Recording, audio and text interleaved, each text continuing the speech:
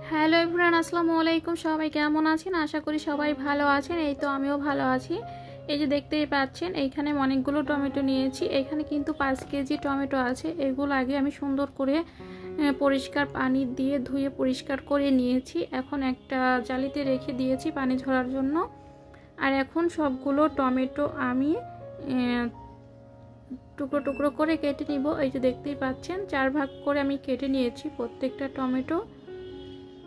আর কিছু টমেটো এমনি রেখেও দিয়েছি। আর এখন এইগুলো সবগুলো সাজিয়ে নিব।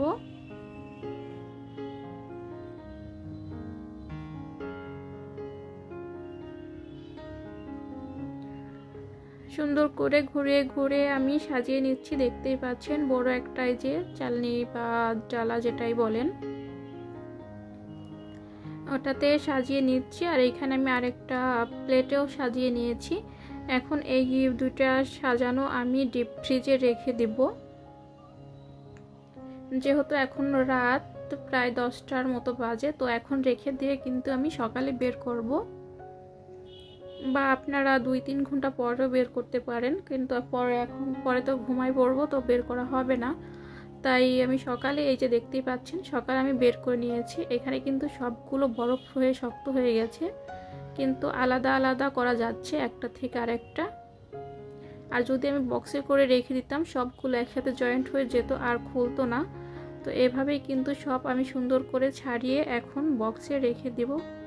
দেখতেই পাচ্ছেন এই প্লেটেরটাও সুন্দর একটা থেকে একটা আলাদা হয়ে যাচ্ছে, একবার আইসক্রিমের মতো হয়ে গেছে। তো এখন আমি বক্সে করে রেখে দিব, যে কয়টা বক্স লাগে 4-5টা বক্স করে আমি ডিপ ফ্রিজে রেখে সারা বছর কিন্তু এভাবে আমরা সংরক্ষণ করে খেতে পারি। যেহেতু এখন টমেটোর সিজন প্রায় শেষের দিকে, এখন কিন্তু মোটামুটি দাম কম আছে, পরে আরও বেড়ে যাবে।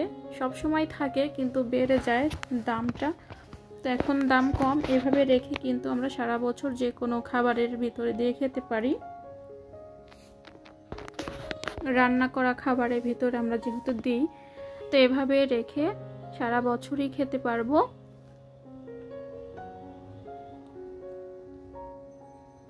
আপনারাও চাইলে এইভাবে রাখতে পারেন, একবার ট্রাই করে দেখবেন কিরকম হয়। আমার কাছে কিন্তু খুবই ভালো লাগে।